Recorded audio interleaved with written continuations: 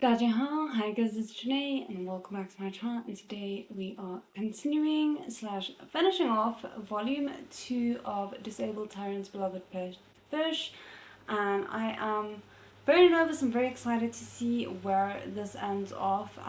Quickly, I am so sorry if I missed you, if you've already gone by, but hi, and also I hope you'll enjoy the rewatch if you get to it, when you get to it.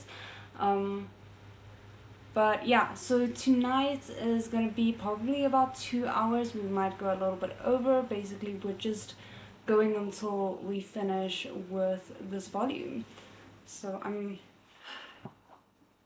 I don't want to say goodbye to it, but at the same time, I am excited to get into the next volume of Urha, and it and volume 3 of Disabled Tyrant's Beloved Pet Fish arrived today. So we are set for the next 2 read-alongs without any worries of whether or not the things are gonna get to me in time.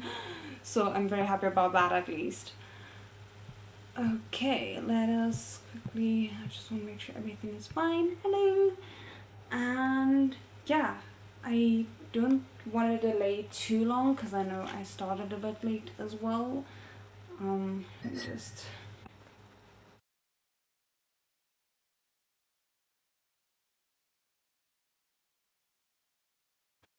Oh, right. I didn't even keep track of that. I probably should. I don't feel like I'm a very good YouTuber for not keeping track of that. But yeah, I am very happy with how things are working out at the moment, even if I am technically a little bit behind with the releases of things, because I think volume 8 of Urha is also releasing pretty soon, and I haven't even started, or no, I think it's already out, and I haven't even started volume 7, but anyway. Okay, so we were on page 357, chapter 73, for anyone who wants to read along, and this is a very suspicious title in my opinion. I'm quite curious to see how this plays out. So let me just quickly recap.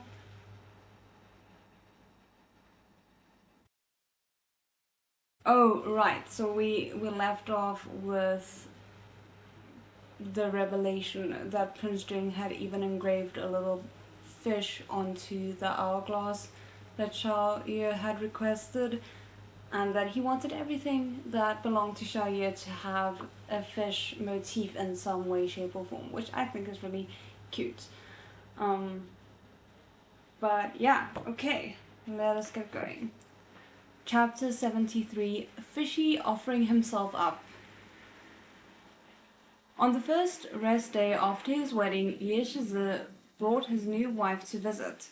Since Prince Jing worked at the Ministry of Works, the couple specifically picked a day when Prince Jing was home and asked Wang Shi to pass along the message in advance so that they could see Li Gongzi too. That's cute. When Li Ye found out, he was very happy. Ye Qingyan and the princess were some of the only friends Li Ye had made in these ancient times, and he liked spending time with them. On the day, Li Ye deliberately waited until Wang Shi came to announce their arrival before transforming so he could see the couple in human form. It was the first time the Princess of Jinju came to the prince's manor. When she saw the confession carved into the wall, she gave Ye Qingyan a meaningful look. Ye Qingyan turned red, wondering how he was still losing to Prince Jing even though he'd gotten married first. Oh my goodness.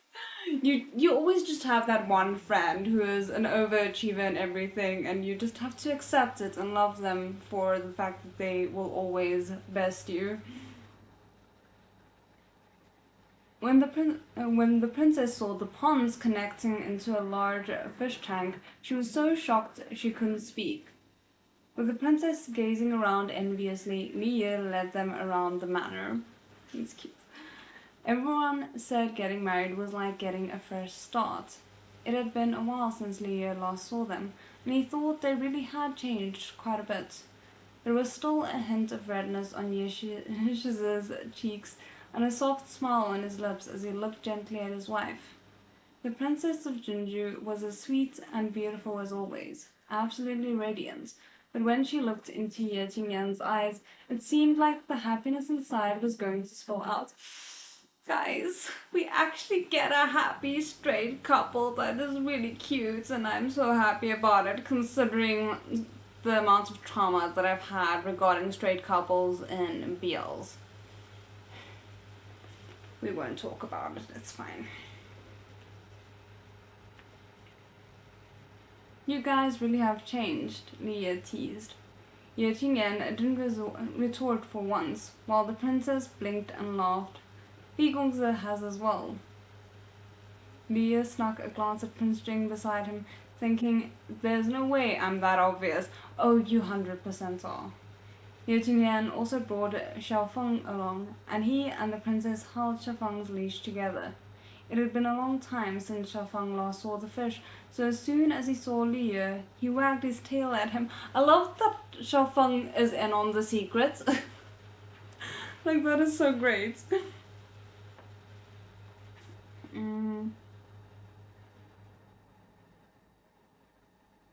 Liu remembered Xiaofeng liked to eat fish food, so he pulled out the box and fed Xiaofeng a few pieces. As Liu fed him, he suddenly remembered all the things he'd said about having a second master. Now that Ye Qingyan was married to the princess of Jinju, wasn't the princess Xiaofeng's second master? He. Xiaofeng, have you gotten used to it yet? Oh goodness.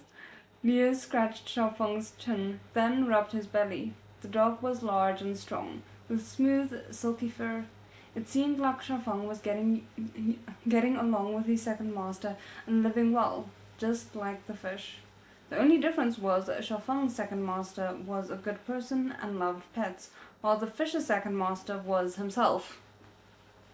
I mean, you could technically say he's a good person and also loves fish because he loves himself.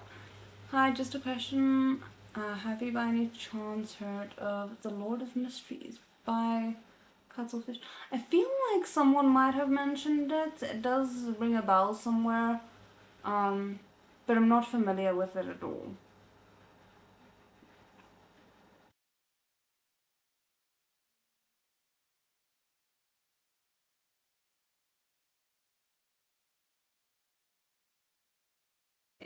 Find the happiness of all the pets in the world, the fish probably took up 80% all on his own.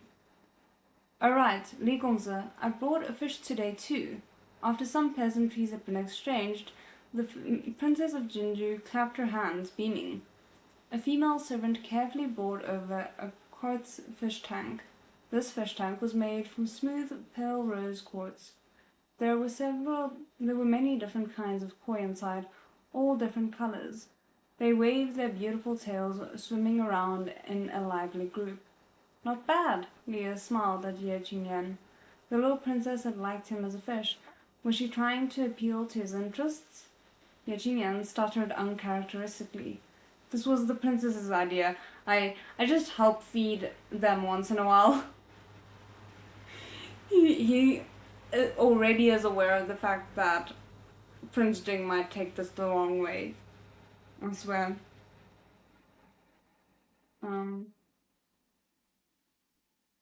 Leo giggled while covering his mouth. They're just fish, Yeshiza. Why are you blushing? Aren't you just admitting that you like fish? There's no need to be embarrassed. All the princess's fish were very healthy, but the princess herself was a little disappointed. She had a hand on her chin as she stared at the fish and said, all the servants say these are the smartest fish, but how come they can't compare with your highnesses? No, I feel bad for her. After getting some herself, the little princess came to the realization that not all fish were equal. Prince Jing and Liu glanced at each other thinking, of course not. Since they were talking about fish, the princess mentioned she wanted to see Prince Jing's fish. Oh, this is not gonna go well. But I love how they're kind of silently communicating about Xiaoye while at the same time still not being on the same page about the knowledge of Xiaoye. These two are so complicated.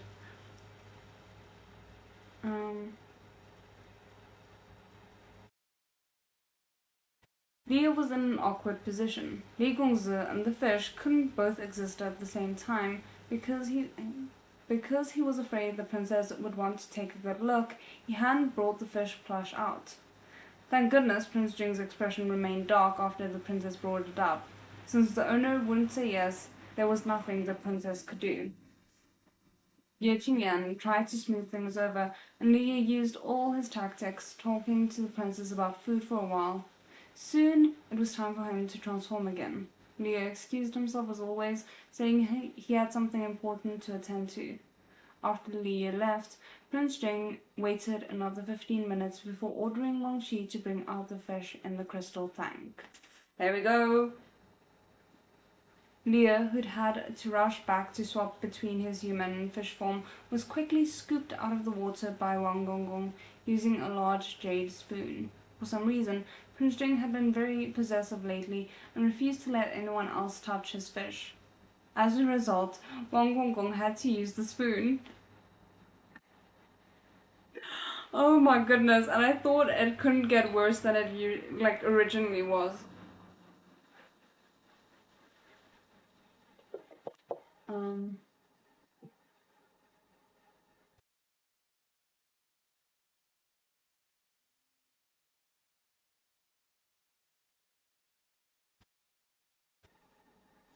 Then Wang Shi put Liu into a brand new lapis lazuli tank.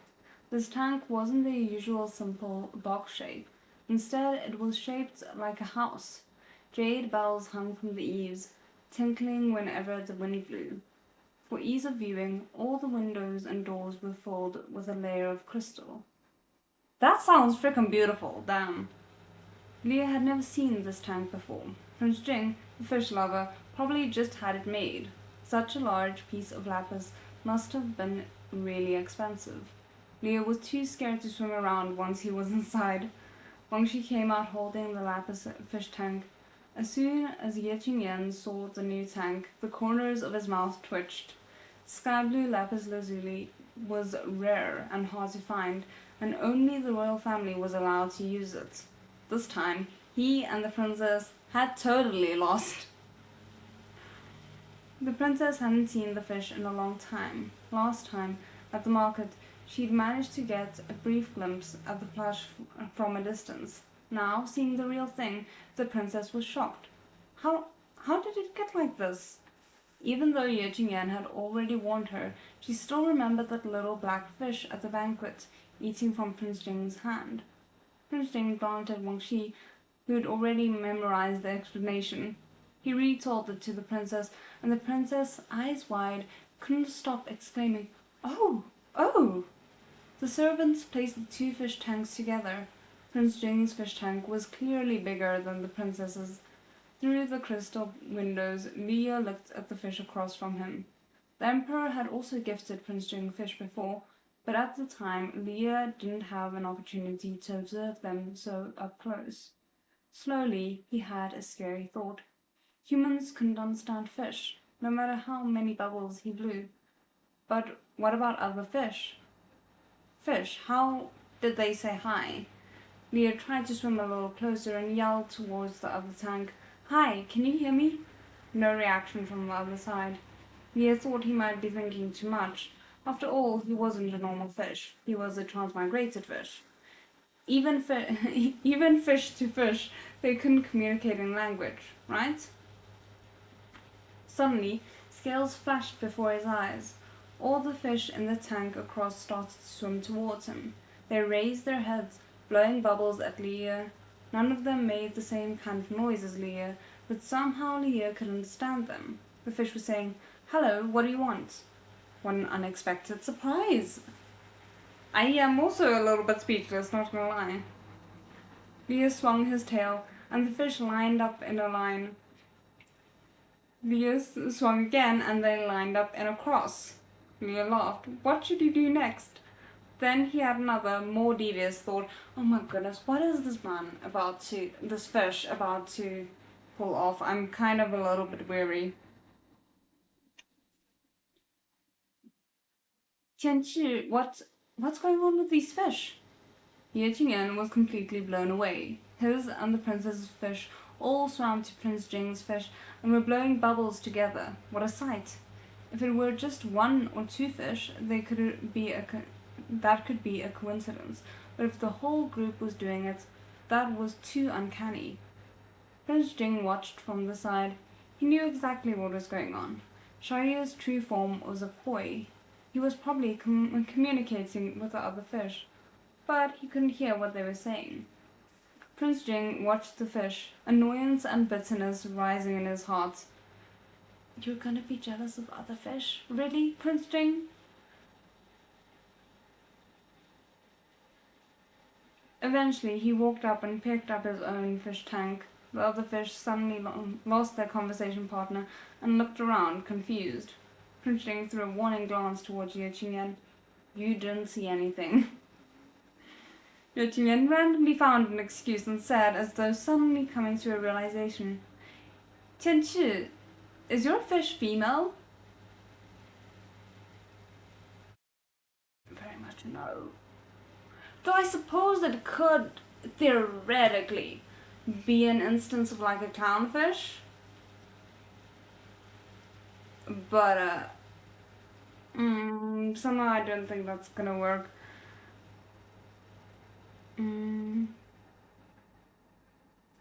Other than a female fish attracting a bunch of male fish, Ye Shizi couldn't think of any other explanation. Leah and Prince Jing both separately felt complicated about this. Anyway, Leah's new devious thought had to do with the other fish. It was almost time for the Emperor's birthday celebration. In the original book, that was when the sixth prince took the opportunity to show himself off. If Prince Jing wanted to fight for the throne, he could take advantage of the celebration and use the sixth prince's tricks better than he could. That way, the sixth prince would be left with nothing.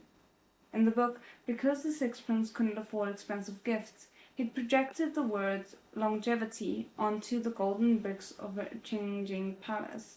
The clever idea had pleased the emperor greatly. How did he project it, though? Through, like, sunlight? I can't think of...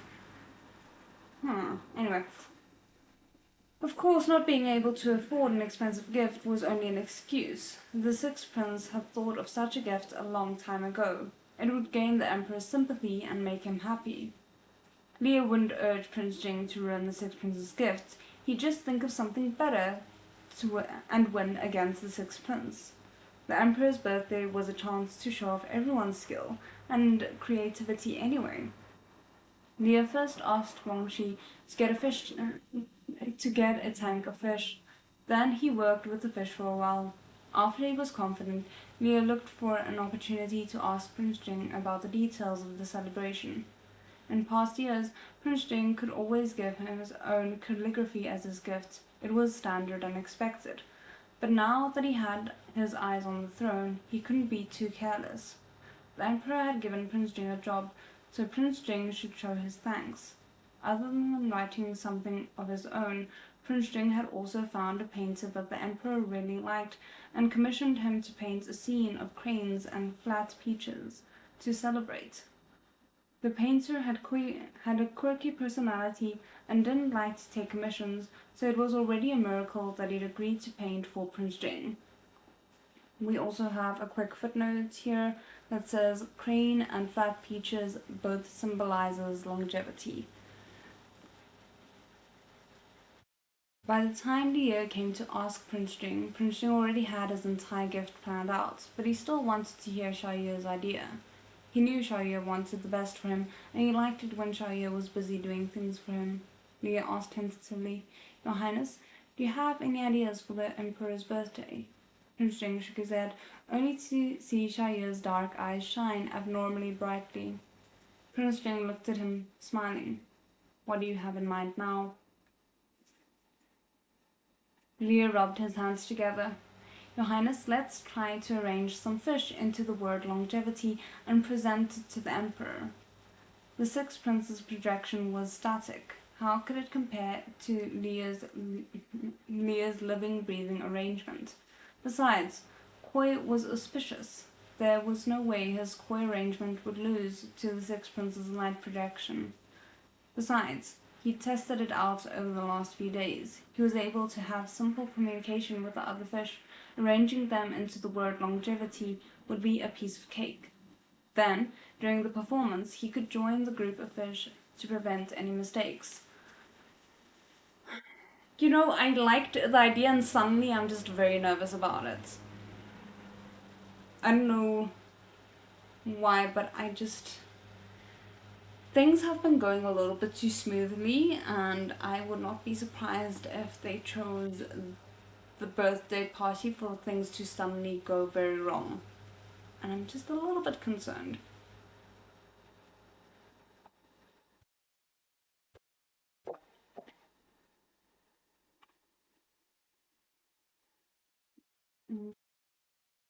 Leo thought his idea was very good. I feed fish every day, he said smugly. I know how to arrange them into a word. Just let me try, Your Highness. Prince Sting raised a brow. He'd seen Shahir interact with the other fish with his own eyes and couldn't help but consider the possibility. Leo was afraid he wouldn't agree, though, so he grabbed his hand, wringing it back and forth and acting spoiled and cute. This was the first time Shahir had shaken his arm like this. Inside, Prince Sting was already smiling. He showed no outward reaction to Leo's cute actions, seemingly still contemplating the idea, but his eyes kept drifting to his own lap. Leo immediately flushed. What a bastard, taking advantage at every opportunity. Oh well. He was a flexible fish. He'd do whatever it took. They had to go through thick and thin together. In order to be given the extremely important job, Leo swallowed his embarrassment and sat down on Prince Jing's legs obediently. 15 minutes later, Leo emerged victorious, his legs shaking. Offering himself to the Tyrant, bite by bite, Tyrant finally agreed to let him try in the end. Now it was all up to him. Oh my goodness. But also, again, the fact that he was like, oh, they have to go through thick and thin together. Usually, that means you have to go through struggles together, and you guys have not been struggling so far in the normal sense of the word. So, now I'm even more worried. Chapter 74 Fishy Celebration. In order to achieve the best effect, Leo used only red carp in his arrangement. That was his only requirement, other than not allowing anyone to watch while he trained the fish. Prince Jing let him do whatever he wanted. The fish that were purchased weren't as precious as the koi in the palace, but they did look celebratory and jubilant. It wasn't enough just to practice. Leo had asked Prince Jing to write down the word longevity as reference. Originally, the prince didn't expect much. He was just trying to make Shahir happy. But seeing how meticulous the arrangement was, exactly the same as his own handwriting, Prince Jing was both shocked and deeply moved. Shahir was the only person in the world who could achieve this. After that, in order to practice, the little fish didn't sleep or eat. Oh my goodness, at this rate you're gonna get sick. Please do not overdo it. Prince Jing thought his fish had lost a lot of weight, and he prepared plenty of food. He'd also fed human Shahir lots of nutritious foods, but Leah would only eat a little bit each time. Unfortunately, Leah had to join in on the performance, so he couldn't look too different from the rest of the fish. In the past, Leo had never paid much attention, but now that he was with the other fish, he realized what a celebrity fish should look like.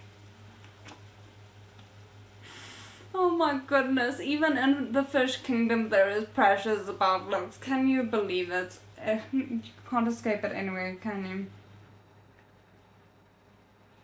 But even though Leo didn't eat much, he really wanted to. All the food Prince Jing fed him was too delicious. Maybe he could wait until after the Emperor's birthday to make up for it. While Leo was practicing his fish arrangements, the spy Prince Jing sent to keep an eye on the Sixth Prince came back to report that the Sixth Prince had bought many paper lanterns. Okay, so that's how he was gonna do it. Leo immediately understood what that meant. It was just as he expected. When it came to these plot points that didn't affect much of what came before or after, the Sixth Prince really did follow the original plot. He was indeed preparing a light show. But if they were keeping an eye on the Sixth Prince, was the Sixth Prince keeping an eye on them too? Leo remembered the Sixth Prince's icy cold gaze and couldn't help the shiver creeping up his spine. He decided he had to be careful. He couldn't underestimate that person, no matter what. Considering the fish arrangement might not go according to plan, Leo made some contingency plans. Yes, our dear fish is having a brain cell. We appreciate it.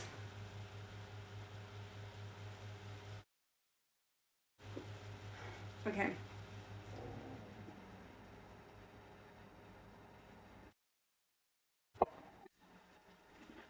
Um,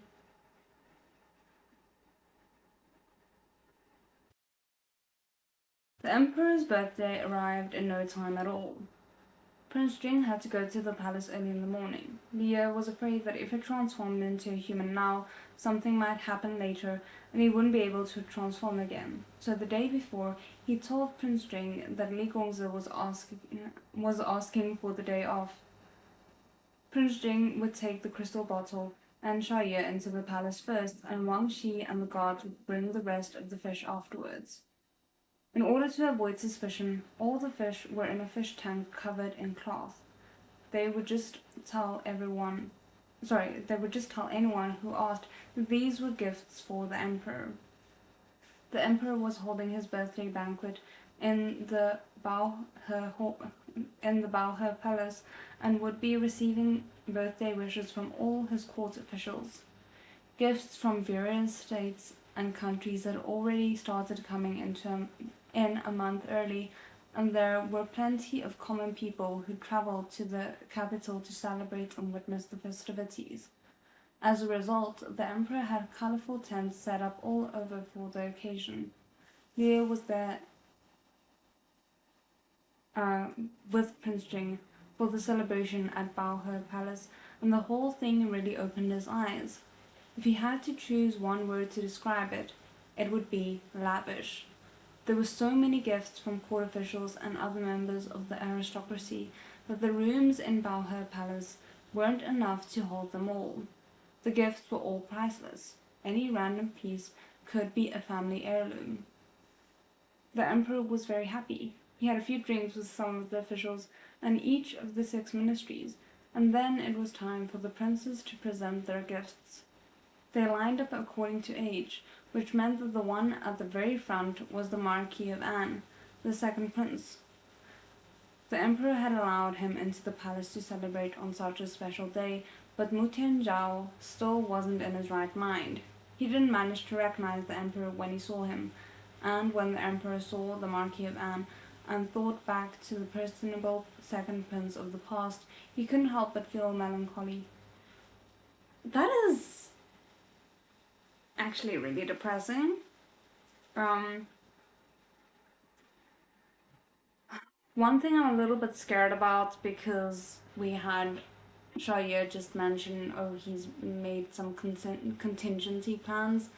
The easiest way, if the Sixth Prince had found out about what Shaya was doing with the fish, the easiest way to sabotage that is to kill the fish, which I don't want to see a fish massacre at the end of this book, but I need to kind of like mentally prepare myself for that just in case.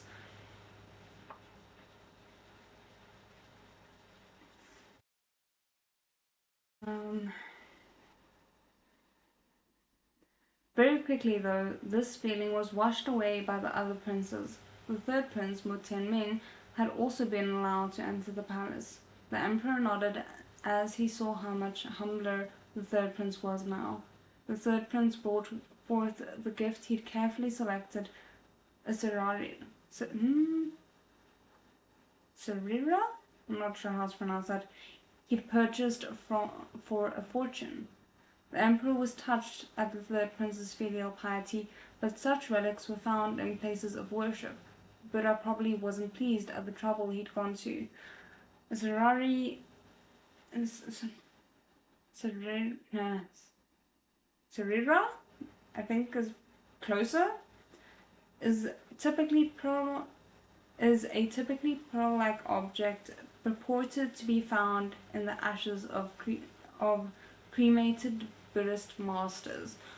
My word, that sounds very fancy and very specific. But because it was a celebration, the emperor didn't let his dissatisfaction show on his face. However, he did think about it a bit more deeply. The third prince was still on house arrest. All he could do was study and copy books. How did he get his hands on such a precious thing? But he decided to leave the question for later. The third prince insisted that he was now regretful of his mistakes, but the emperor wanted to check the third prince thoroughly. From inside his bottle, Leo saw the third prince present the relic. It was pitch black, and he couldn't quite tell what shape it was.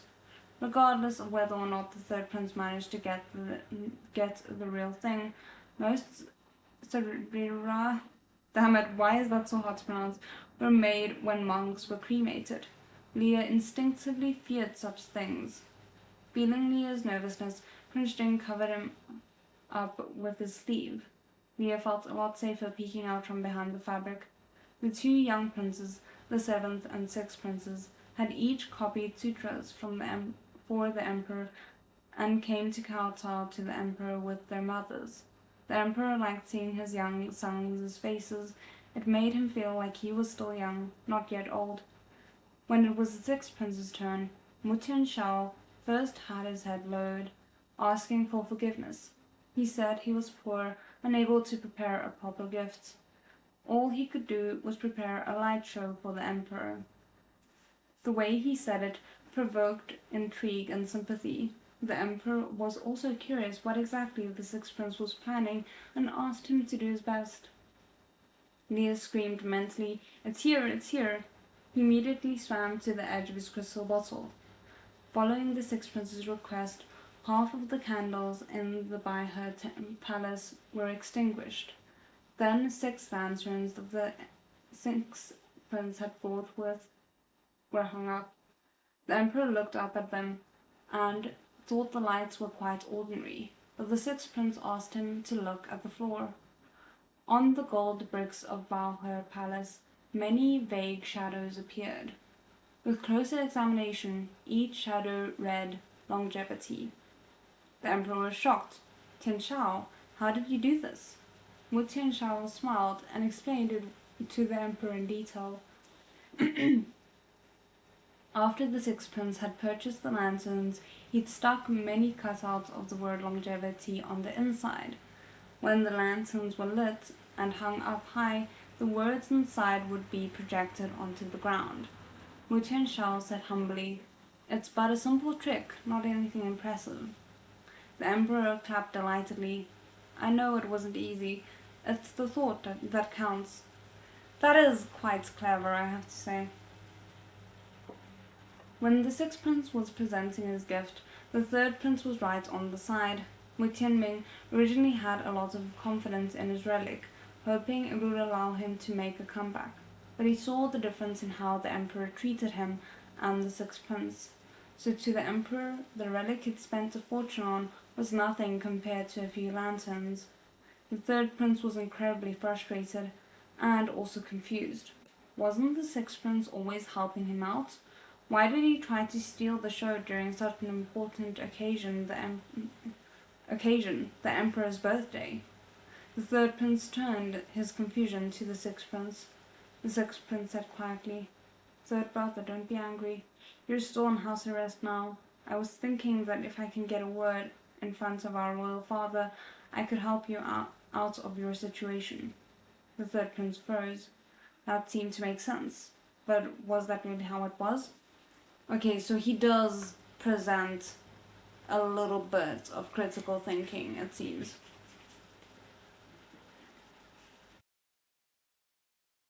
Possess, not present, sorry. After the sixth prince left, head eunuch Luo came to whisper to the emperor.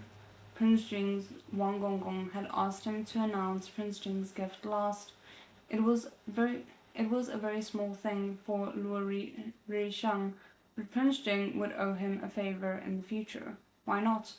So after the emperor praised the sixth prince's gift over and over, Luo Rishang found the opportunity to bring up Prince Jing.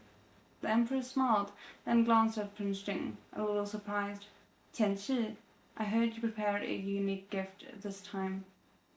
Prince Jing usually gave him his own calligraphy. If even he had prepared a surprise, that would be truly unusual. Prince Jing walked out of the lineup and presented his own calligraphy and a painted scroll. When the emperor saw the prince's calligraphy, he smiled. Doing something every year, a single year, was a kind of perseverance. Then, as he unrolled the scroll, the emperor's expression was full of delight. You managed to get your hands on a painting from Tianyin for my birthday? Not Tian. Tang. Tang Yin was the name of the painter. Many people praised him as the painting immortal, and the emperor really enjoyed his works too, wanting to bring him into the palace. But Tang Yin was a little strange. He didn't like money or power, and rarely painted for anyone else. How unexpected that he made an exception for the emperor's birthday. The sixth prince spoke of his hardship, but Prince Jing said nothing of how he'd persuaded Tang Yin to paint this for him. He only brought the painting out. But as soon as the emperor saw it, he knew how much effort Prince Jing had put in. After the emperor finished examining the crane and the peach painting, he asked Luo Sheng to hang it up in Tianqing Palace, satisfied. He wanted to see this painting every day. In comparison, the sixth prince's lighting projection was a lot cruder. The emperor no longer paid the shadows any mind. After Prince Jing had presented the painting, he stood there unmoving. The emperor said, curious, "You have something else?" Prince Jing nodded lightly and gestured for the emperor to follow him. The emperor was quite happy and was willing to do as Prince Jing had said. Oh no, I'm very nervous that this is about to turn out terribly.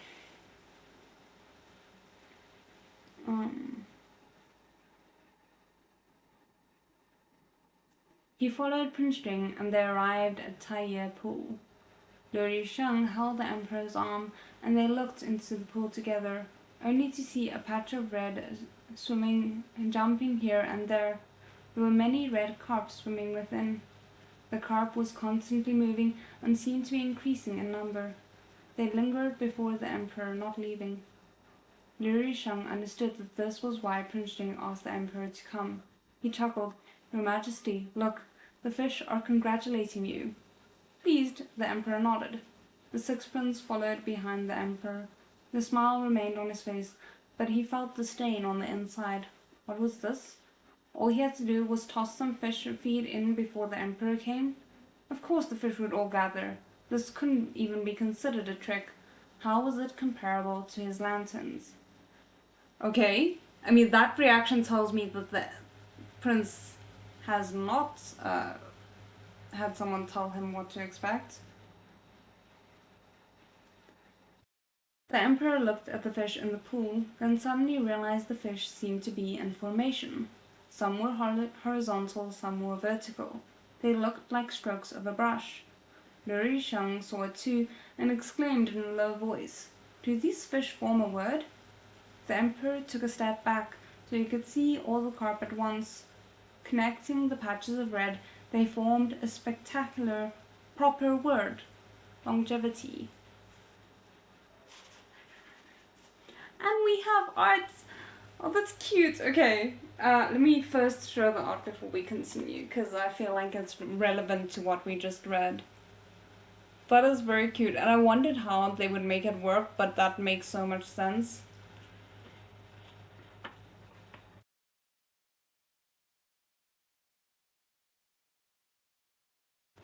The precise longevity that Prince Jing had written many times throughout the years.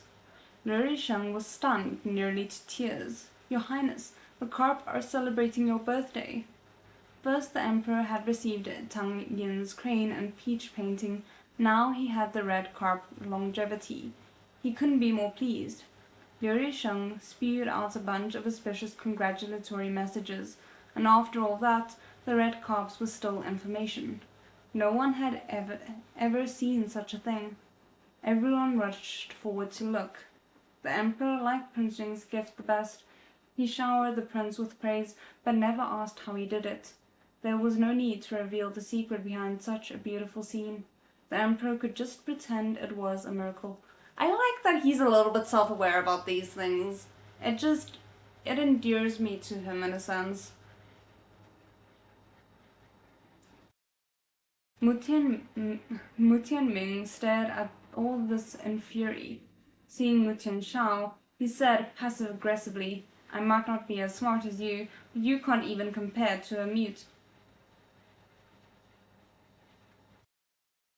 If I were the type of person to show a middle finger, I would be showing it to this person right now. Prince Jing to the sixth prince. Anything you can do, I can do better. I can do anything better than you. Sorry, I added that part, but yes, 100%. But the sixth prince just smiled. Fifth brother's gift is truly extraordinary.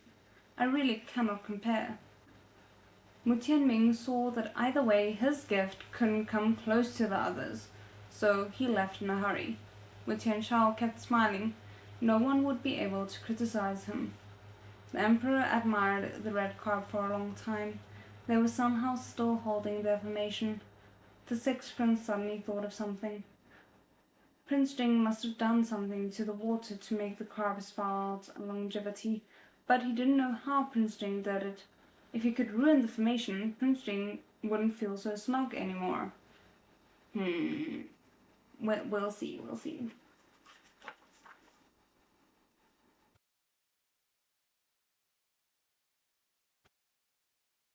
Very quickly, he thought of a plan and asked a servant nearby, "Is there fish food?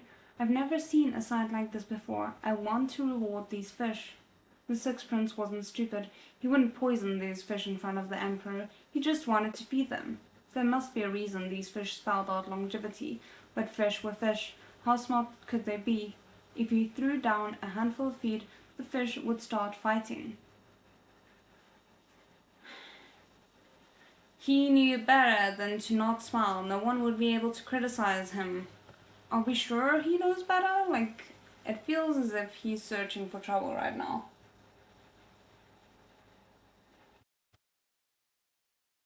The funny thing is, you say I got the reference, and I did technically get the reference, but I can't remember where it's from. I just remember the song.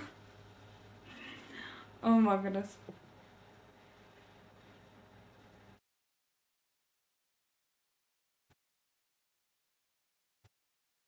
Okay.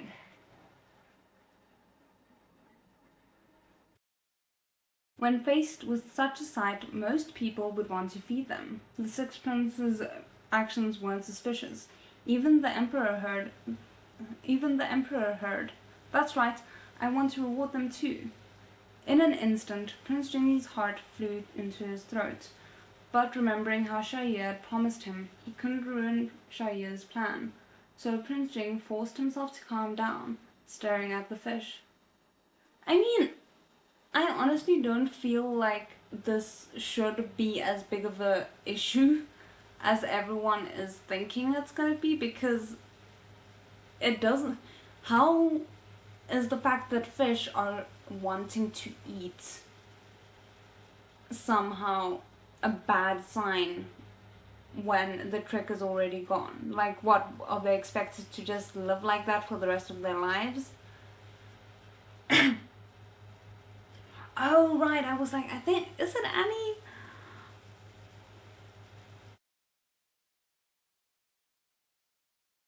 Um,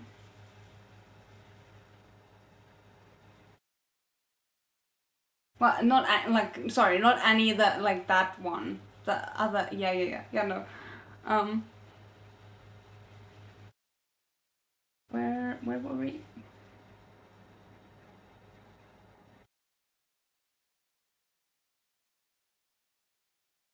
The sixth prince smiled smugly. He took the fish feed from the servant and threw a huge handful down. The carps really did rush towards the food. The huge longevity dissipated in an instant. The emperor suddenly realized something and felt a little disappointed. But just as the red carp were dispersing, he saw a silver koi speckled with gold swimming up slowly from below. The koi was holding a lotus flower in its mouth, its gold fins illuminating the azure waves of Taiye Pool. It swam to the emperor and spun in an elegant circle. The emperor had never experienced so much surprises in a row. He quickly recognized his son's pet fish. Tianchi, this is your fish. Prince Jing nodded, giving the fish in the water, who was trying to do a seaweed dance, a doting glance. The commitment. The sixth prince had played a dirty trick, but Xia Ye had something up his sleeve. He was prepared. Prince Jing was so proud of his love. Actually, so cute. As ridiculous as the premise is, I can't help but be won over by every single chapter of this novel. Chapter 75. Through thick and thin. There we go. There is hope yet. The emperor was very happy with Prince Jing. At the banquet, he thought a lot and often looked towards Prince Jing. After the banquet, the emperor summoned Prince Jing to speak to him alone. Leah had just returned from Taiye Pool to the crystal bottle. He didn't have time to come along, so he had to wait outside Tianqing Palace with Wang Xi. While they waited, Wang Xi brought out a lot of red fish food and peach blossom pastries to feed him. Prince Jing's gift had never been so successful, and Wang Gonggong thought it was all thanks to Master Fish. It really needed to be appreciated for its hard work. I mean, he's not wrong, though. Just now, when the sixth prince had thrown the fish feed into the water, Leah hadn't eaten a single bite. The proud fish didn't even glance at the food, only focusing on swimming in front of the emperor, not tiring at all. With Wang Gonggong feeding him now, however, Leah could finally feed his hunger. He hurriedly started gobbling it down until both cheeks were stuffed. Master Fish, eat slowly, Wang Xi chuckled. Leah was still busy eating when he suddenly heard footsteps. Delighted, Leah turned to look with a piece of food still in his mouth. Please tell me it's not the sixth prince. Then realized the footsteps were coming from outside, so it must not be Prince Jing. Soon, Leah saw Mu Tianshao's gentle, amiable features. The sixth prince? Leah was a little disappointed. Why hadn't he left yet? Probably because he was waiting for the emperor to summon him. I bet he wasn't expecting to see Wang Xi here with the fish. Mu Tianshao saw the fish too. The sixth prince examined the fish for a long time and was about to take a step forward. Your Highness, sixth prince, please stop. Wang Xi called out with his brows knit together. I can't take a look at my fifth brother's fish. The sixth prince seemed to smile. What did he want? Leah was so nervous he forgot to eat his food. He sneakily gathered all his strength into his tail. If the sixth prince tried anything, he'd slap him. A fair concern, but I'm scared he might accidentally escalate the situation before it's necessary and draw unnecessary attention to himself. Sixth Prince. Wang Xi held the crystal bottle protectively in his arms. This is His Highness's fish. Without his permission, no one is allowed to approach. Wu Tianshao's expression went cold. You dare to look down on me too? The servant is not looking down on you, Your Highness, said Wang Xi, neither too self-deprecating nor too arrogant. Although I'm just a servant, I know taking without asking is stealing. Why does Your Highness have to come look at the fish while our prince is gone?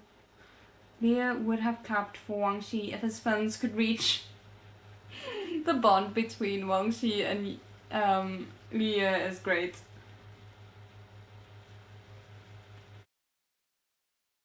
Stop. Wang Gonggong was standing up to the sixth prince for him. How touching. Wang Xi refused to give in, putting Mu Tianshao in an awkward position. Realizing this was getting into a fight with Prince Jing's most trusted servant in front of Tianjin Palace, and that it would look bad, Mu Tianshao quickly smoothed out his expression and said, "There's no need to be so nervous. I just want to take a look." If that's not okay, then never mind. Wu Tianxiao had walked into the palace without asking, and very quickly he was politely asked to leave by the servants inside. He glared at Wang Shi and left. It looked like the Sixth Prince was unable to ask for an audience with the Emperor. The Emperor didn't want to see him. Now that he was finally gone, Liu relaxed a little. At last, Liu Sheng walked Prince Jing out. Wang Shi hurried to greet him and with Liu. Your Highness, you're finally done. Wang Shi handed the crystal bottle over, smiling. Prince Jing always wanted to see the fish first. It had become a habit. Prince Jing accepted the crystal bottle and smoothed a hand over the fish's smooth back. Liu rubbed up against him happily. The Emperor had spoken to Prince Jing for ages. It would be great if the Emperor had been so pleased that he made Prince Jing the crown prince right then and there. Garbage like the third prince and the sixth prince could all stand to the side. Liu nearly laughed at himself. How could it be so easy? He knew he was only dreaming, but he wanted to think about it just for fun. But even if he wasn't made crown prince, he should at least be rewarded, right? Liu snuck a glance at Prince Jing's expression. He didn't look happy or sad. It seemed like the reward this time was different. Prince Jing glanced at Wang Shi. Go to the Changchun Palace. Interesting. Wang Shi made a noise in response and led the way. This was the first time Liu had gone to Changchun Palace. That's where his mother was, right? It made him think of a certain mysterious secret related to the palace. He'd once tried to ask Prince Jing, but it had become clear that Prince Jing had no such memory. If he wanted to figure out the secret, he'd have to do it himself. Liu had wanted to ask Prince Jing if he could take him to Changchun Palace before, but he was never able to find a good excuse. After all, Changchun Palace was where the emperors had lived. It would be rude if he randomly asked to go see it. Besides, if he wanted to come in human form, he'd have to pay attention to the time. If Prince Jing agreed to take him, then he'd disappeared. There was no possible way to explain that. But if he was a fish, he couldn't ask Prince Jing to take him anywhere. Fair. I'm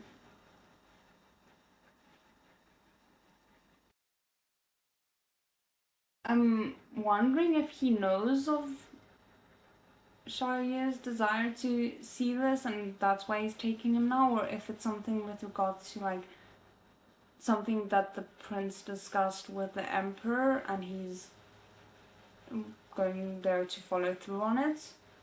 I'm not sure. Okay, so we are basically at the end of an hour. I think I'm just gonna finish up this page and then we'll take a quick break. Sorry.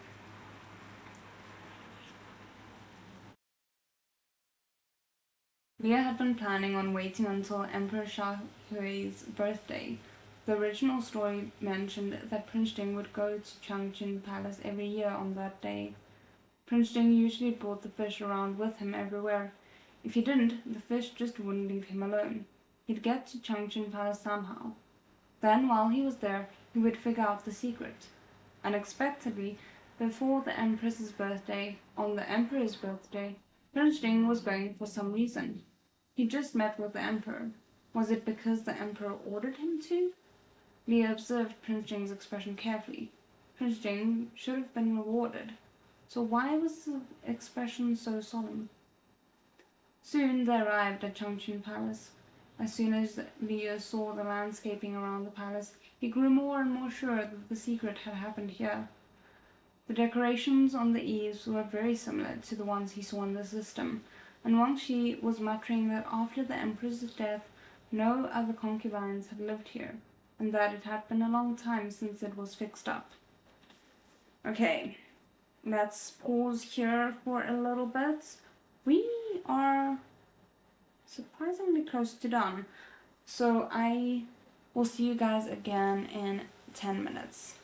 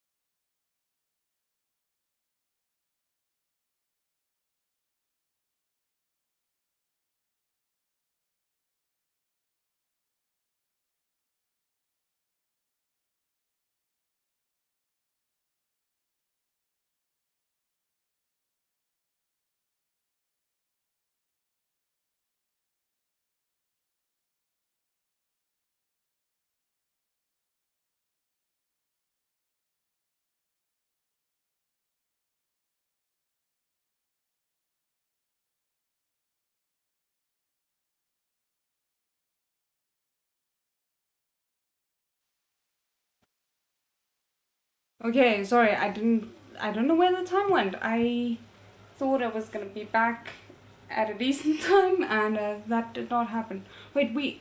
Okay, I'm only 1 minute late. So sorry, I don't know why I miscalculated everything there for a few seconds. So let me just quickly pull everything back up. I hope the audio is okay again.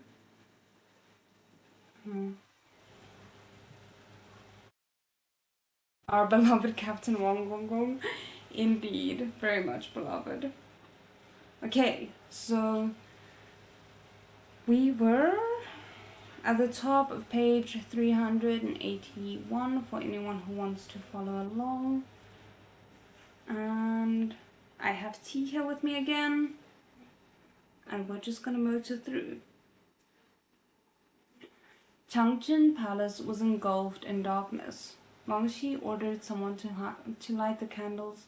There were funeral cloths hanging all over the place, and Emperor Xiaohui's memorial tablet rested on the table. My goodness, now I'm struggling to speak, it seems.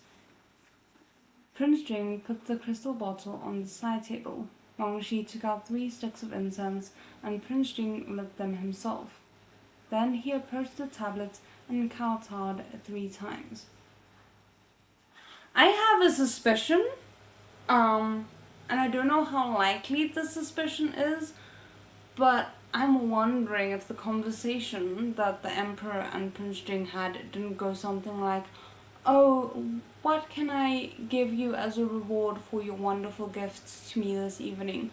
Oh, you have a consort that you're interested in marrying?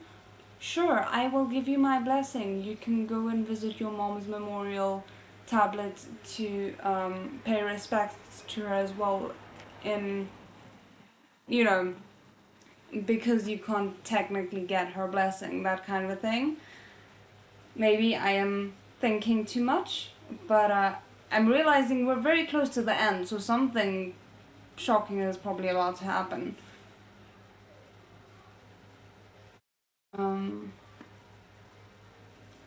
Leah entered the palace with Prince Jing. He looked around everywhere for the tiger plush, but he didn't see it. Because he couldn't do anything as a fish, he had no choice but to give up. He watched as Prince Jing paid respects to Emperor Xiaohui and couldn't help but think back to the family that Prince Jing had taken him to see in Chang'an Manor. Now he'd brought Li to Changchun Palace. Emperor Xiaohui was Prince Jing's mother. Realizing, Lear hurriedly bobbed his fish body, following along with Prince Jing's movements. Because this was all so sudden, Lear wasn't prepared. All he could do was silently say, "Your Majesty, if you can hear me, please protect Prince Jing." That's actually so sweet that that's his concern. It's not, "Oh, please give me your blessing as a fish," or anything like that. It's just, "Protect your son, please." Um, From the corner of his eye, Prince Jing caught sight of Leah bobbing his head and tail. He immediately understood Leah's intentions and smiled, at peace. After the fish was done bowing, Prince Jing sat down to touch the fish. Leah could feel Prince Jing's heavy heart even through the bottle. What was it? Was he not rewarded? Did he get scolded instead? "Your Highness, what's wrong?" Wangxi was a little worried too. Prince Jing shook his head lightly and glanced outside. Wangxi immediately understood what he meant. This was the palace. It wasn't a place to talk. Prince Jing sat long enough for a cup of tea, then led Wangxi and Li out of the palace. It wasn't until they were back in the manor that Wangxi and Li found out that not only did the emperor not reward Prince Jing, he ordered Prince Jing to go live on the western border for a while.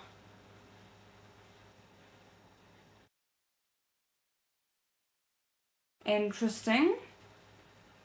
Or, in other words, the emperor's reward for Prince Jing was for him to leave the city. How could that be? Leah didn't understand it.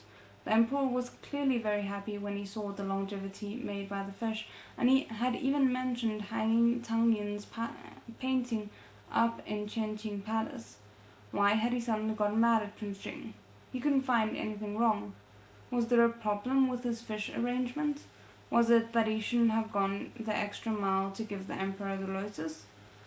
But if he hadn't, and the fish had just scattered, the Emperor would have been upset. I mean, I think it depends on how you look at it. I understand their concern, but wasn't the entire thing that Prince Jing was sheltered his entire life? He was not given responsibility, and now not only was he given the responsibility of working at the Ministry of Works, and he did really well at it, now he's been given patrol duty. He's been given a military position, at least for a little while. That might be the Emperor showing that he is testing Prince Jing to see if he would be a capable leader, despite the fact that he wouldn't be able to communicate in the traditional manner. If he can fit into a military situation despite the thing that everyone thinks is holding him back, that I could see the Emperor taking that as a sign that he could be a competent ruler despite the fact that he is mute. That could be the very thing that kind of gives the Emperor the confirmation he needs, you know? Maybe I'm being too optimistic here.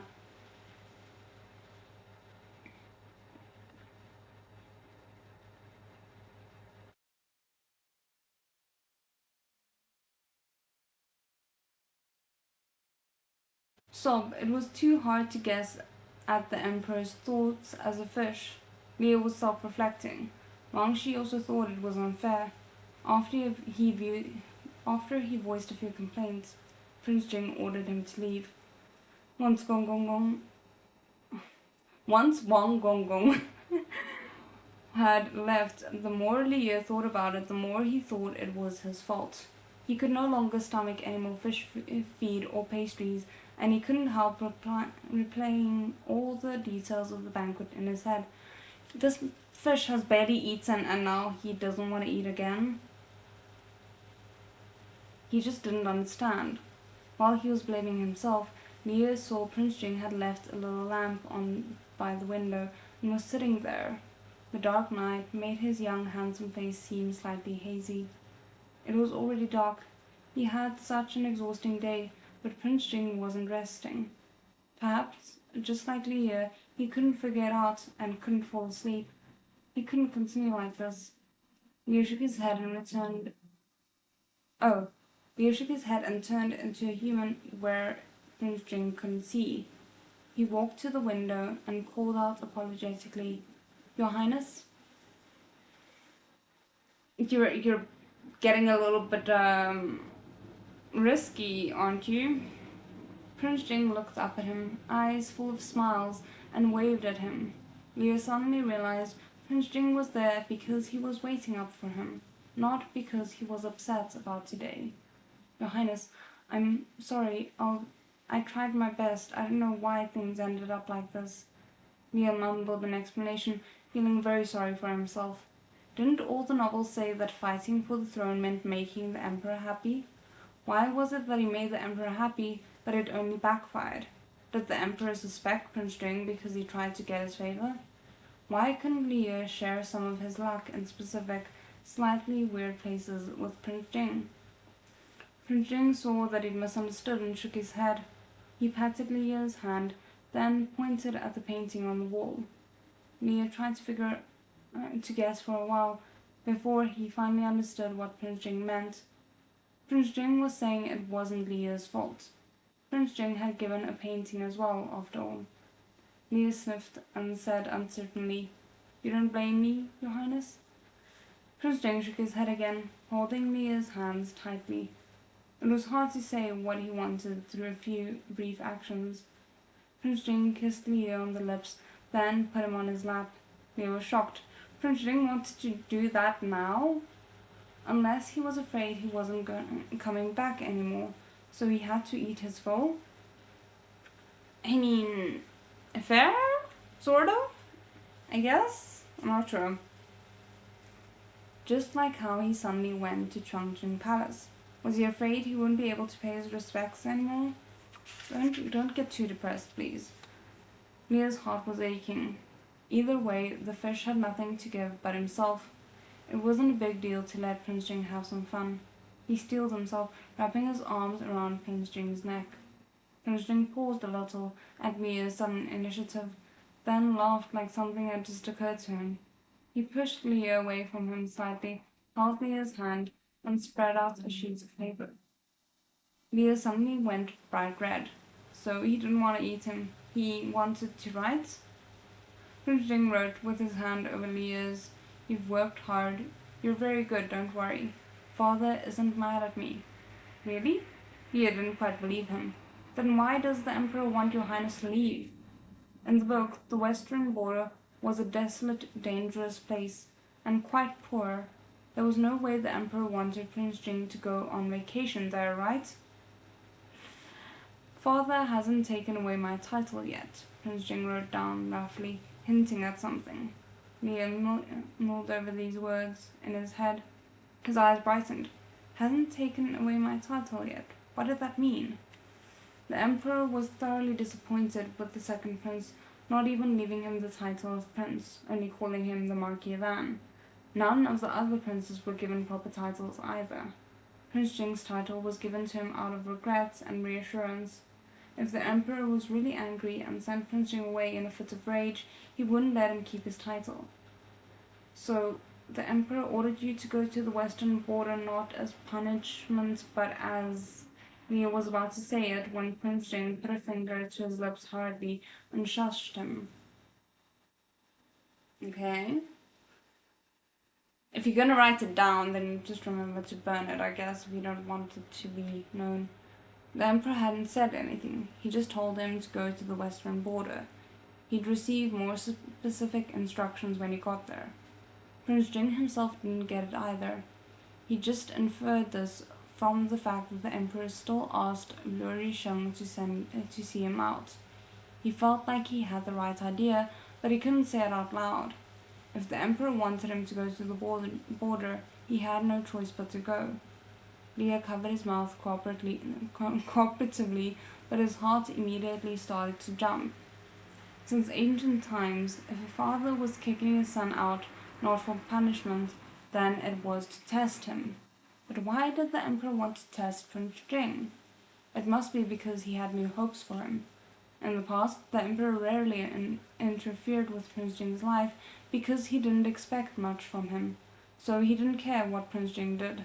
So now he was hopeful. Going to the western border mightn't be a bad thing. Now that he'd figured it out, Leah's dismay turned to joy. Your Highness, when are you leaving? Prince Jing wrote, Soon, in a few days. You stay here. Wang Xi will take care of you. Though Prince Jing was fairly confident he'd figured out what the Emperor was thinking, the western border was a desperate place. He didn't want Xiaoye to come with him. Besides, he was afraid the trip would be too much for Xiaoye, so he wanted him to stay in the city. He hadn't pampered Xiaoye enough yet. How could he let Xiaoye go through such hardships with him?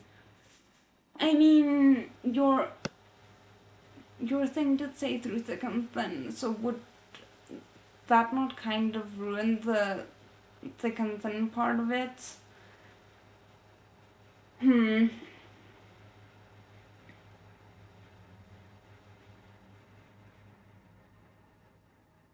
Leo couldn't believe he was going to be left behind. Holy hell, if Prince Jing was going to the western border, didn't that mean they were about to go through thick and thin? See, that is what I'm wondering as well. No, Your Highness, he declared loudly. I'll go where you go. If you're going, we're going together. And this next title has me very confused. My word.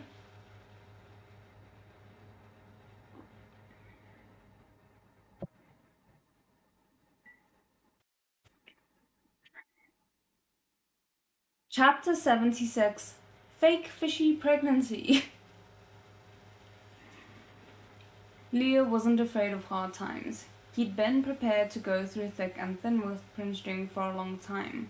Since he transmigrated, apart from the very beginning when he'd nearly been eaten by that cat, he'd been taken care of by Prince Jing. So what if now he had to follow Prince Jing to a desolate place? He didn't have a home in this time period. It was Prince Jing who gave him somewhere to stay. Leah thought of a very touching line. To me, he said smiling, home is wherever your highness is. Prince Jing didn't expect him to say something like that. He touched Leah's cheek tenderly, his eyes flickering with emotion. Leah thought Prince Jing would feel touched and allow him to go to the western border with him. That way he could complete the through thick and thin quest that he'd nearly forgotten about. But though Prince Jing was touched, he still refused. This was way too hard. He couldn't convince Prince Jing even with such beautiful language. He couldn't always use his body every single time. Oh, he got it. Leah suddenly had an idea. His man was someone with a sense of responsibility. He's not gonna fake a pregnancy as a fish.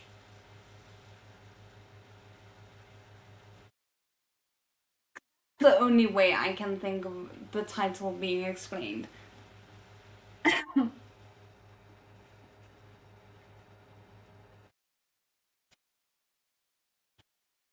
Leah sniffed. Your Highness. No. Leah, give the man some credit. He probably, I mean, I shouldn't say definitely, but he probably knows that men can't get pregnant. So, and you guys haven't even slept together, have they?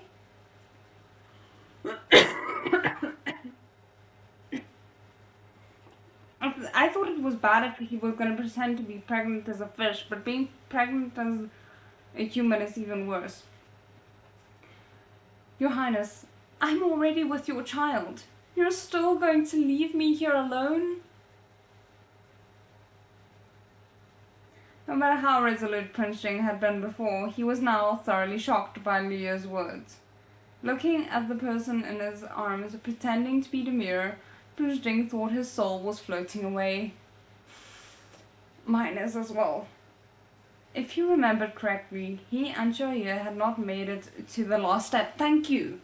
Okay, so Xiaoye is thoroughly not having a brain cell right now.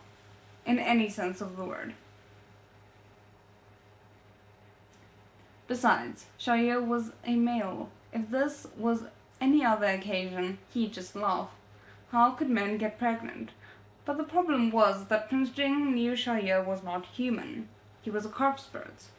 Perhaps carp spirits were just different, and a male fish could get pregnant? I mean, you would still need to complete the last step, I would think. Prince Jing wanted to believe Leah. If Leah said he was, then he was. But Xiaoye was a fish. He was a human. So was he pregnant with a fish or a human? This fish has created a crisis of conscience for his master, and I don't know how to feel about it. Prince Jing placed his palm carefully on Leah's belly. No matter what, that was his child in there. He wouldn't deny it. Guys, how the hell is he gonna get himself out of this mess? Leah had just been joking. Even though they'd never gone all the way, they'd done everything else. So they'd been quite intimate already.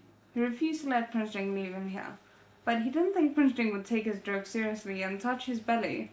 Leah didn't know whether to laugh or cry. Who would believe such nonsense?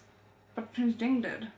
If this misunderstanding continued, Prince Jing might even pick a name. Leah hurriedly apologized. Your Highness, I'm sorry, I was lying. I'm not pregnant, I was just kidding.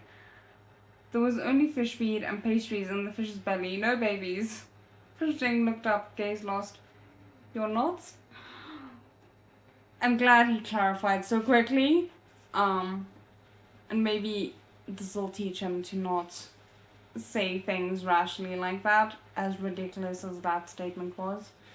Leo's heart ached at the emotion in his eyes, and he hugged him tightly. Your Highness, I'm a man. How could I'm sorry, I shouldn't have joked about something like that. I just want to be together with you. I don't want to be apart from you for even a second. Please don't be mad at me. It was a joke? Prince Jing smiled helplessly. If he hadn't let the fish come with him, he'd pretend to be pregnant? He really didn't know what to do with this fish. Although he'd gotten his hopes up for nothing, Prince Jing wasn't angry. He patted the top of Leah's head. Oh well, the situation in the capital was complex. If he left Shaya behind by himself, he wouldn't be able to take care of him so far away at the western border. Besides, if Shaya didn't mind going with him, what did he have to worry about? Prince Jing stopped rejecting Leah, but he didn't nod either. Despite that, Leah knew he had succeeded because the system, which had been silent the last few days, gave him a new notification. The main quest through thick and thin is in progress. Please beware of your safety. Oh, that is totally comforting.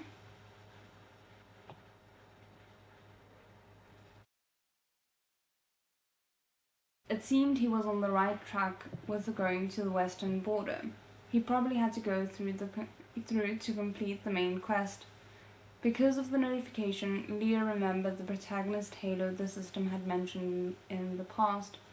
These last few days, he'd been too busy worrying about Prince Jing, and he'd forgotten that Prince Jing would definitely ascend the throne one day. Your Highness, no matter how dangerous it gets or how many obstacles stand in your future, don't worry. Leah chuckled, very confident. You will definitely achieve what you want, and I'll stay with you every step of the way. That is really cute. Prince Jing looked at him deeply, nodded, and pulled the fish that had changed his entire life into his arms. I'm feeling really happy right now. In Qianjing Palace, the emperor, dressed in bright yellow robes embroidered with dragons, stared at the crane and peach painting on the wall expressionlessly. He was thinking about something. After a while, he looked up at the person beside him. How is he? Head eunuch Luo had always been at the emperor's side, so of course he knew who the emperor was speaking of. Prince Jing seemed calm and went to Changqing Palace. He replied. He paid his respects to the empress with 3 sticks of incense, then went home. The servant heard Prince Jing's manner has already started packing up the prince's belongings. The emperor nodded, happy with Prince Jing's attitude. This son of his had never travelled far from home, and the emperor was worried about his safety. He told Luo Rusheng, send 2 troops to follow him and secretly protect him. Luo Rusheng agreed. That makes me happy as well. I'm glad the emperor is not, I don't want to say abandoning Prince Jing, because I never thought he would, but he's actually being extra careful, and I appreciate that.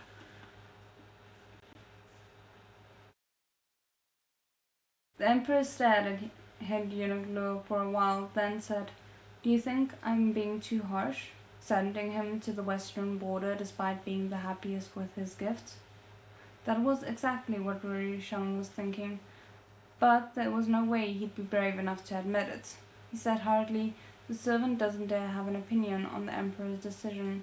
You must have your reasons. The servant just has to do as you say. That feels a little bit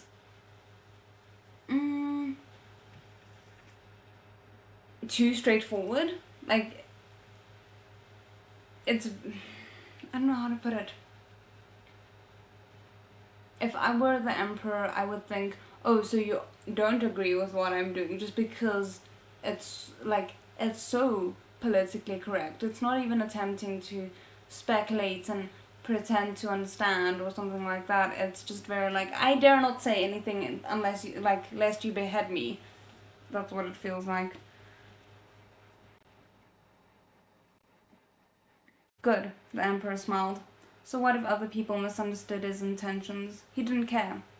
He liked Prince Jing's gift the most, and because of this gift, the emperor saw a bit of Prince Jing's ambition. After all, Prince Jing had given him his own calligraphy for many years now. He had always been slightly cold towards the emperor. It was like an unspoken agreement between the two of them. But now suddenly, Prince Jing was trying to appeal to the emperor. What did that mean? The emperor didn't even need to think about it. After all, this was something he'd gone through himself. How could he not understand that Prince Jing was starting to make a bid for the throne? The emperor hadn't chosen a crown prince for a long time. It was only expected for his adult princes to have such thoughts. The emperor was at least aware of that much. If the second and third princes had made mistakes, he had been willing to give them the chance. But this was Prince Jing. Aside from being surprised, the emperor felt a bit of sadness and bitterness. In terms of status, no one deserved it more than Prince Jing. But because of his muteness, Prince Jing had lost his chance long ago. He always thought Prince Jing had accepted this fate, but now it seemed he hadn't. Didn't this brat know he couldn't choose a mute prince to be the crown prince? Why was he still fighting? If this were before, the emperor would have thought it was a huge joke. But during his birthday banquet, the emperor realized the second prince had gone mad, and the third prince was still colluding with officials while he was on house arrest. They'd both crossed the line. The only adult prince he could consider was the sixth prince. Though the emperor said he wasn't planning on picking a crown prince for now and wanted to see how the seventh and eighth princes fared in the future, they were still too young. It was hard to say what the future would hold. If the sixth prince wasn't suitable, then would he not consider Prince Jing at all? Again, I appreciate that the emperor isn't oblivious to these things, but he's not harsh in the way that a lot of other emperors and a lot of shows that I've watched are.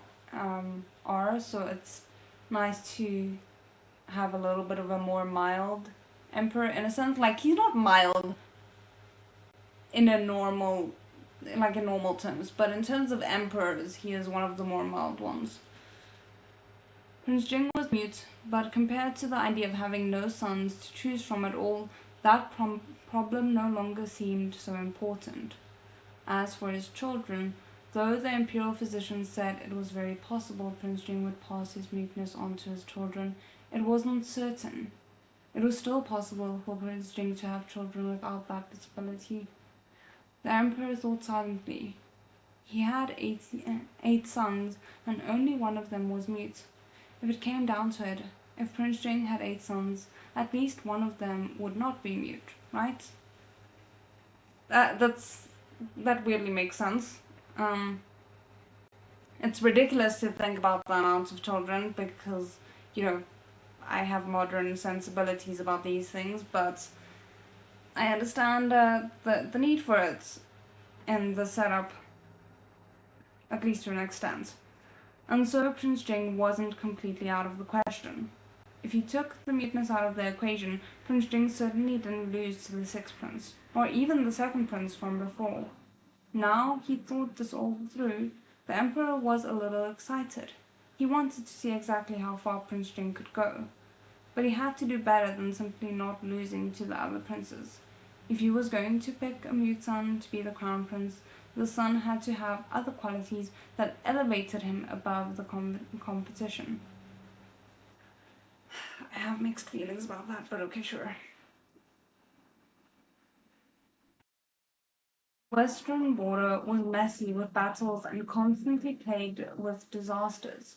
The emperor had always wanted to test the future crown prince there. Well, there wasn't a crown prince now. If Prince Jing wanted to fight for the throne, then Prince Jing could go. If he hit a wall, then he could give up and live his life peacefully. But if Prince Jing managed to solve such a mess... Your Highness, Prince Jing has already set out, Liu Shang said quietly. The emperor was deep in thought and didn't answer. Liu Shang thought he'd spoken too quietly and repeated himself. The emperor jolted out of his thoughts and ordered Liu Shang to find the sixth prince. He had a job for him too. Now I'm weary. If one of the princes was able to control the western border, he'd consider making them crown prince. If Prince Jing could do it, he would be considered as well. Prince Jing had already agreed to bring Liu Ye along with him. The guards, carriage, and luggage were all ready. He'd even prepared 10 crystal bottles. Fish food and fish tanks took up several carts. He said it would be a tough time, but no matter what, Prince Jing wasn't going to let his fish starve. Of course he wouldn't. My only concern is if they are attacked and all the bottles break, then we are in a right mess. But we'll worry about that if it comes to it.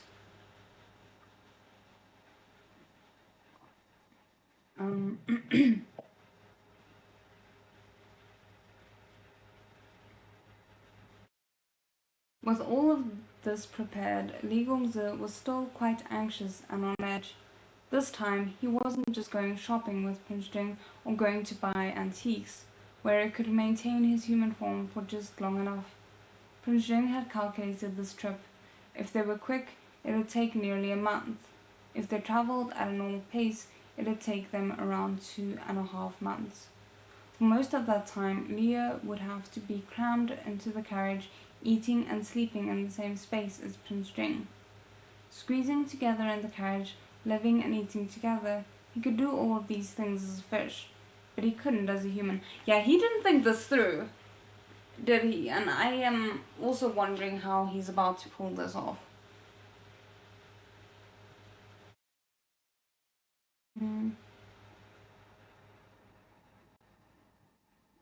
He could only maintain his human form for 2 hours a day. If he was going to be stuck with Prince Jing, how was he going to transform? Even if he managed to figure out how to transform, how was Li Gongzi going to suddenly vanish every day?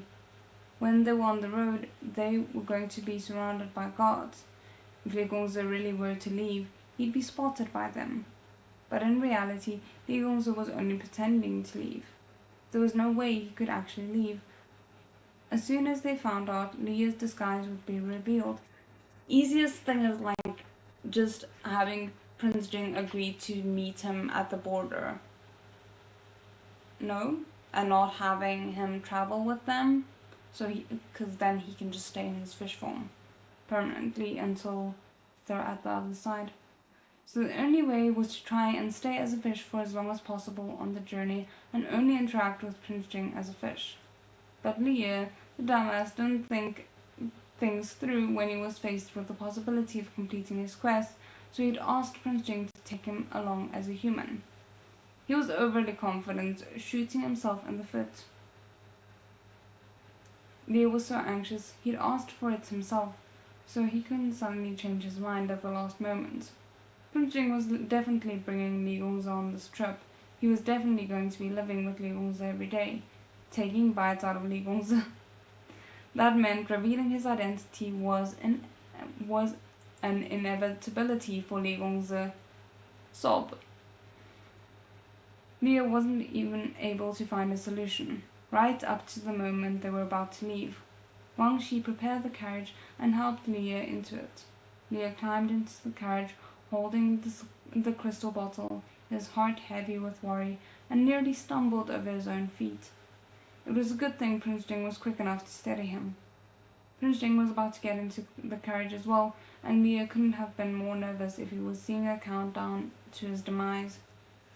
Soon Prince Jing entered the carriage too, and looked at Lia, confirming there was nothing wrong. Lia couldn't hide what he was feeling. Prince Jing smiled at the way he was trembling, then left. What? Prince Jing didn't get into the carriage again, only following along beside the carriage on his horse. Lia was confused. Was Prince Jing not going to get in? He lifted the corner of the curtain, wanting to ask someone, when he saw Wang Shi just outside. Wang Gong, what's going on? Wang Shi was going to the western border too. Wang Gong wasn't getting into the carriage either. He was riding on a donkey on the other side. When he saw Lia peeking out, he hurried to ask him to sit down. Gongzi, sit properly. He tried not to laugh. His Highness was afraid it would be too cramped for you since you're pregnant now. He did not tell Wang Shi. The amount of second-hand embarrassment I'm feeling right now. That carriage is for you alone. Please get some rest and take care of Master Fish. If you need anything, just call me. This old servant is right outside. We can always trust Prince Jing to pick up where Leo's brain leaves off. I appreciate it so much.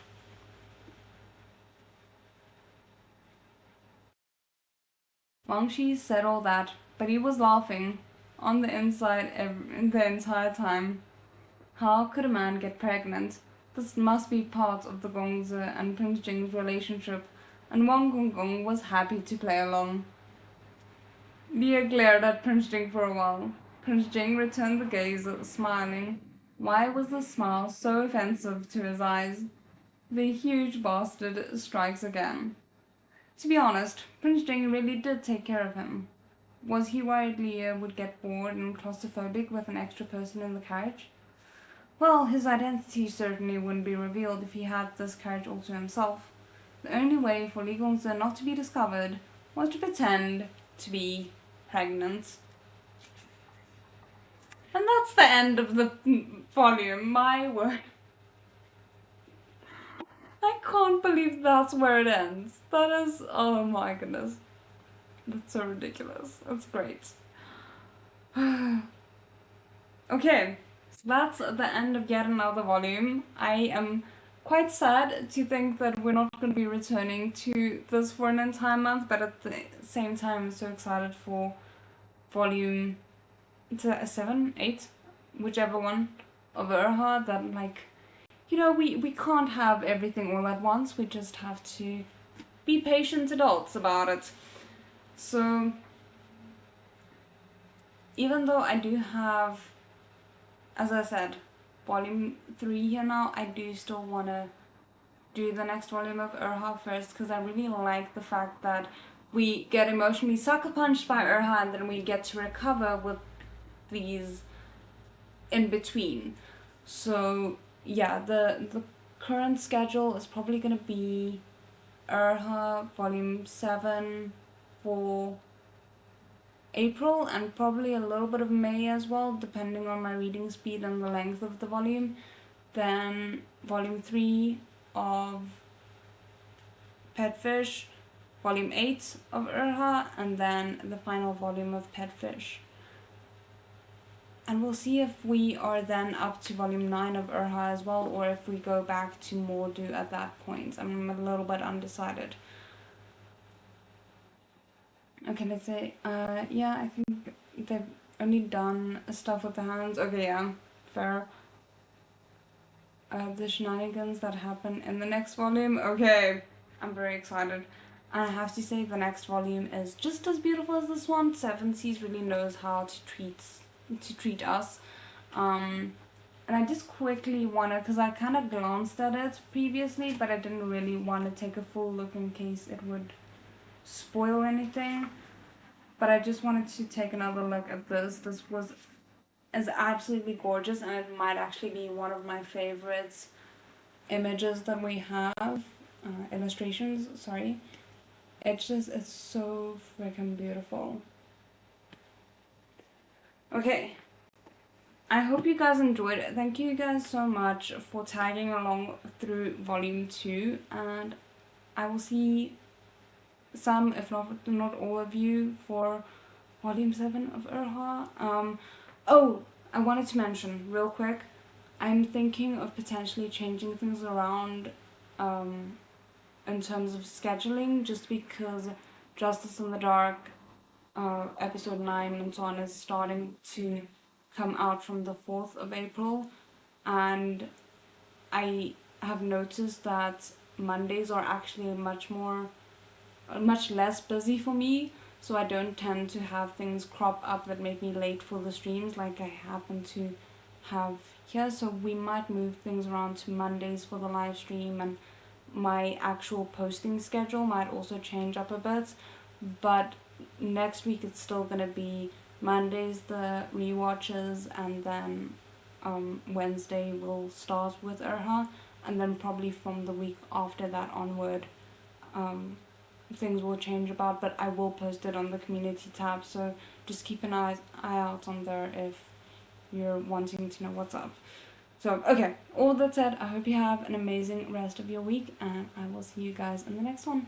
再见。